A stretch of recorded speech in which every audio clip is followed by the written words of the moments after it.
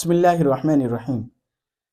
مرزا جہلمی کے حوالے سے مختلف موضوعات پر آپ حضرات کے سامنے بات کی گئی۔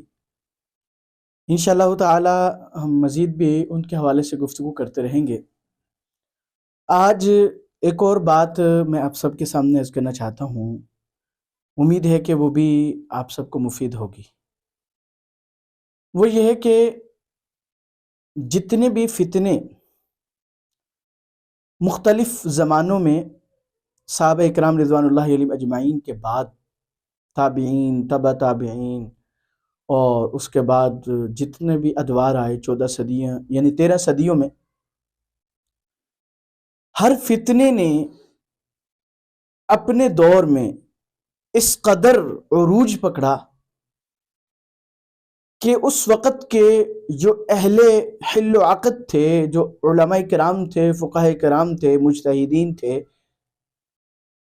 ان سب نے سر جوڑ لیا کہ یہ فتنہ کہیں اتنا زیادہ نہ بڑھ جائے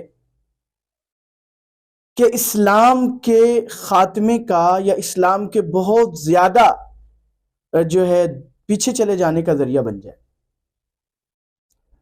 لیکن یاد رکھیے کہ ہر عروج کو زوال ہے۔ تو ایک وقت ایسا آیا کہ وہ ان فتنوں کا نام لینے والا کوئی نہیں رہا۔ میں دو مثالیں آپ کے سامنے عرض کروں گا۔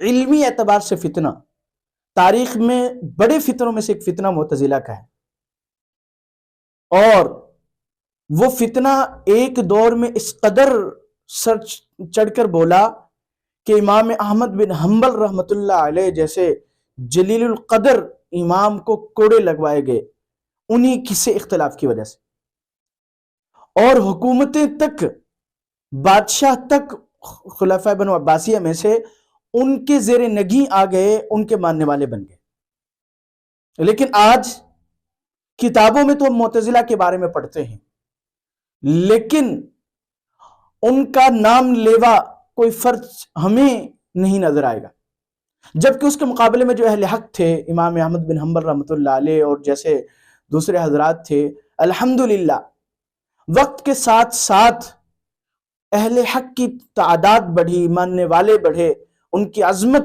کے نشان قیامت تک جاری رہیں گے۔ دوسرا فتنہ چنگیز خان کا آیا۔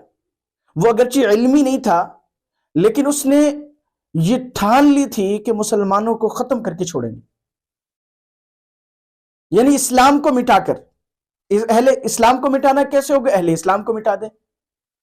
لیکن آج تاریخ میں بس وہ سب ہے، وہ ناپید ہو گئے، بے نام و نشاں ہو گئے، لیکن اسلام اور اہل اسلام جو ہیں الحمدللہ وہ اس سے زیادہ ترقی پذیر ہے۔